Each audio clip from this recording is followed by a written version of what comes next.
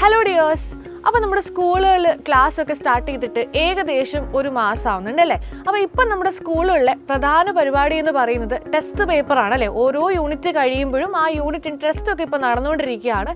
ചില സ്കൂളുകൾ ഓൾറെഡി കഴിഞ്ഞിട്ടുണ്ട്, ചില സ്കൂളുകൾ ഈ മാസം ജൂലൈ മാസം നടക്കാൻ പോകുന്നതേ ഉള്ളൂ. എന്നാൽ ചില സ്കൂളുകൾ ചിലപ്പോൾ രണ്ടാമത്തെ പാഠത്തിന് യൂണിറ്റ് ടെസ്റ്റ് വരെ ആക്കിയിട്ടുണ്ടാവും അല്ലെ, നടത്തിയിട്ടുണ്ടാകും. സോ മിസ് എന്ന് വന്നിട്ടുള്ളത് നിങ്ങളോട് ഒന്നാമത്തെ ചാപ്റ്റർ നമ്മുടെ മൈക്രോ എക്കണോമിക്സിലെ ആദ്യത്തെ പാഠമായിട്ടുള്ള ഇൻട്രൊഡക്ഷൻ ടു മൈക്രോ എക്കണോമിക്സിൽ നിന്നും നമ്മൾ നിർബന്ധമായിട്ടും പഠിച്ചു വെക്കേണ്ട കുറച്ച് കൺസെപ്റ്റുകളെ പറ്റിയാണ്. മിസ് കുറേ മെസ്സേജ് ഒക്കെ കാണുന്ന വെച്ചിട്ടുണ്ടെങ്കിൽ മിസ് ഒന്നാമത്തെ പാഠത്ത് യൂണിറ്റ് ടെസ്റ്റ് നടക്കാൻ വേണ്ടി പോകണം, എന്തൊക്കെയാണ് ഇമ്പോർട്ടൻ്റ് ആയിട്ട് പഠിക്കേണ്ടത്, ആ ചാപ്റ്ററിൽ നിന്ന് എങ്ങനെയൊക്കെയാണ് ചോദ്യങ്ങൾ വരുന്നത്. അപ്പം നമുക്ക് എന്ത് ചെയ്യാം, ആ ചാപ്റ്ററിൽ നിന്നുള്ള ഇമ്പോർട്ടൻറ്റ് കൺസെപ്റ്റുകൾ ഏതൊക്കെയാണെന്ന് നമുക്ക് നോക്കാം. മിസ് ആദ്യം പറയട്ടെ, ഈ ചാപ്റ്ററിന് എസ്സേ ക്വസ്റ്റ്യൻസ് അങ്ങനെ ചോദിക്കത്തില്ല. 3 മാർക്കിനും 4 മാർക്കിനും പിന്നെ 1 മാർക്കിന് MCQ ആയിട്ടും ഈ ചാപ്റ്ററിൽ നിന്ന് ചോദ്യങ്ങൾ ചോദിക്കും. ഒന്നാമതായിട്ട് നമ്മൾ പഠിക്കുന്ന കൺസെപ്റ്റാണ് central problems of an economy അല്ലെ. How to produce, what to produce, for whom to produce. അതിൽ how to produce choice of technology ആണ്. ഇത് 1 മാർക്കിന് മിക്കപ്പോഴും ചോദിക്കുന്ന ചോദ്യമാണ്. ചോയ്സ് ഓഫ് ടെക്നോളജി എന്ന് പറയുന്നത് ഏത് സെൻട്രൽ പ്രോബ്ലമായിട്ട് റിലേറ്റ് ചെയ്തിട്ടുള്ള ഒരു കൺസെപ്റ്റ് ആണ്. ഏത് സെൻട്രൽ പ്രോബ്ലം ആണ്? ഹൗ ടു പ്രൊഡ്യൂസ് ആണ്.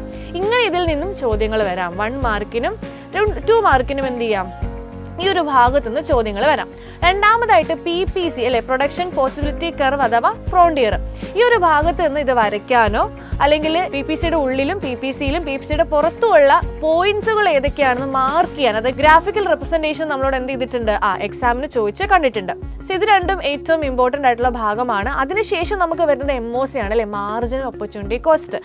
ഇതങ്ങനെ എക്സാമിന് ചോദിച്ച് കണ്ടിട്ടില്ല എന്നുണ്ടെങ്കിൽ യൂണിറ്റ് ടെസ്റ്റിന് മിക്കപ്പോഴും ചോദിക്കാൻ സാധ്യതയുള്ളൊരു ചോദ്യമാണ്. കാരണം delta Y by delta X എന്നുള്ള ഇക്വേഷൻ ഒക്കെ ഓർത്ത് വയ്ക്കുക. കുറച്ച് കൺഫ്യൂസിങ് ഒക്കെയാണ്, എന്നാലും അതൊന്ന് പഠിച്ചു വെച്ചിരിക്കുക.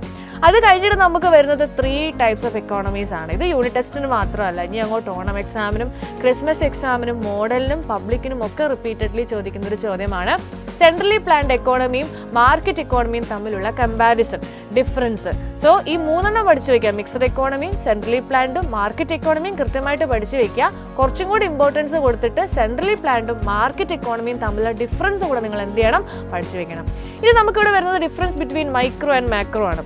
ഇതിൽ മെയിൻലി ചോദിക്കുന്നത് പ്രൈസ് തിയറി എന്ന് പറയുന്നത് മൈക്രോ എക്കണോമിക്സുമായിട്ട് ബന്ധപ്പെട്ടതാണ്. ഇൻകം തിയറി എന്ന് പറയുന്നത് മാക്രോ എക്കണോമിക്സുമായിട്ടാണ്. സോ 1 മാർക്കിന് ചോദിക്കും പ്രൈസ് തിയറി ഏത് എക്കണോമിക്സുമായിട്ട്, ഏത് ബ്രാഞ്ച് ഓഫ് എക്കണോമിക്സുമായിട്ട് ബന്ധപ്പെട്ടുള്ളതാണ്. സോ ഇങ്ങനെ ട്വിസ്റ്റ് ചെയ്ത് ചോദ്യങ്ങൾ ചോദിക്കാം. അപ്പം നമ്മൾ ഡയറക്റ്റ് ആയിട്ടൊരു കൺസെപ്റ്റ് പഠിക്കുന്നത് ഓൾറെഡി അത് പഠിച്ചു കഴിഞ്ഞാൽ അതിൽ നിന്ന് എങ്ങനെയൊക്കെ ട്വിസ്റ്റ് ചെയ്ത് ക്വസ്റ്റ്യൻ വരാമെന്ന് നമ്മൾ എന്ത് ചെയ്യണം, ആലോചിച്ച് വെക്കണം. അവസാനമായിട്ട് അൺഇമ്പോർട്ടൻ്റ് ആണ് നോർമേറ്റീവും പോസിറ്റീവ് എക്കണോമിക്സും. അങ്ങനെ അധികം ചോദ്യങ്ങൾ ചോദിച്ച് കണ്ടിട്ടില്ല എന്നുണ്ടെങ്കിലും മക്കൾ ആ ഭാഗം കൂടെ കൃത്യമായിട്ട് പഠിച്ചു വെക്കണം. സോ ഇതാണ് നമ്മുടെ ഒന്നാമത്തെ ചാപ്റ്ററിൽ നിന്നും പഠിച്ചു വെക്കേണ്ട കൺസെപ്റ്റുകൾ, ഇമ്പോർട്ടൻ്റ് ആയിട്ട് നമ്മൾ ഓർത്ത് വെച്ചേക്കേണ്ട കൺസെപ്റ്റുകൾ എന്ന് പറയുന്നത്. ഒരു യൂണിറ്റ് ടെസ്റ്റ് നിങ്ങൾ പ്രിപ്പയർ ചെയ്യാൻ പോകുന്ന സമയത്ത് ഈ കൺസെപ്റ്റുകൾ എന്ത് ചെയ്യുക, പഠിക്കുക. പ്രീവിയസ് ഇയർ ക്വസ്റ്റ്യൻസ് ഒക്കെ എന്ത് ചെയ്യുക, വർക്കൗട്ട് ചെയ്യാം. നമ്മുടെ ബാച്ചിൽ നോക്കുന്ന സമയത്ത് ജൂണിലാണ് സ്കൂളുകളിൽ ക്ലാസ് തുടങ്ങിയത്. നമ്മൾ ബാച്ചിൽ മെയിൽ തന്നെ ക്ലാസ് തുടങ്ങിയിട്ടുണ്ട്. ഓൾറെഡി 3 ചാപ്റ്ററിൻ്റെ എക്സാം വരെ കഴിഞ്ഞ് 4ാമത്തെ ചാപ്റ്റർ ഓൾറെഡി സ്റ്റാർട്ട് ചെയ്തിട്ടുണ്ട് ഇവിടെ. സോ ബാച്ചിൽ ജോയിൻ ചെയ്യാൻ താല്പര്യമുള്ള മക്കളാണെങ്കിൽ താഴെ ഒരു നമ്പർ കാണും. ആ നമ്പറിൽ വിളിച്ച് നിങ്ങൾ എന്ത് ചെയ്യുക, എത്രയും വേഗം തന്നെ അഡ്മിഷൻ ഉറപ്പാക്കുക. സോ ഇതേപോലെ വീഡിയോസിന് വേണ്ടിയിട്ട് നമ്മുടെ യൂട്യൂബ് ചാനൽ നിങ്ങൾ സബ്സ്ക്രൈബ് ചെയ്ത് വെക്കുക. സോ ഇനിയും ഇതേപോലെ വീഡിയോസ് ആയിട്ട് കാണാം. All the best.